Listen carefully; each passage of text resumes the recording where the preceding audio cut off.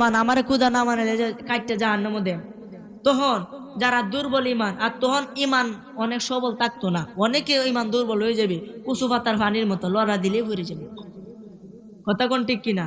ওহানের ইমান এতইতা, কথা কোন ঠিক কিনা? ওহানি শুরু হয়েছে। দাজ্জাল এলে যে কি উপায় হইব এটা আল্লাহ পাক ভালোই জানেন। দাজ্জালের কেরামতি দেখে মুসলমান, খুদা বলে তারে মানলে যাইবে জাহান্নাম। মুখে যাহা বলবে দাজ্জাল তাহাই হয়ে যাবে, আল্লাহ এমন শক্তি বাইরে তারে দিবে ববে। দাজ্জালের কেরামতি দেখে মুসলমান, খুদা বলে তারে মানলে যাইবে জাহান্নাম।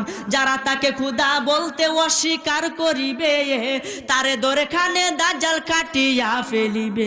জোরে বলেন সুবহানাল্লাহ।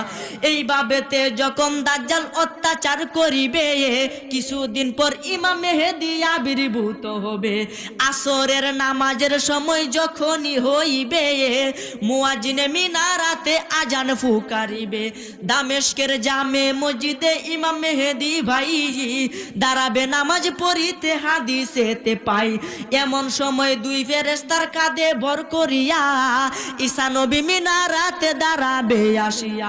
ওরে জিন্দায় আছে ঈসা নবী, পাইলাম হাদিস পড়ি জগৎবাসী রে। কোনদিন জানি আসবে গ্রেফতারি, কোনদিন জানি আসবে গ্রেফতারি জগৎবাসী রে, কোনদিন জানি আসবে গ্রেফতারি। জোরে বলেন সুবহানাল্লাহ।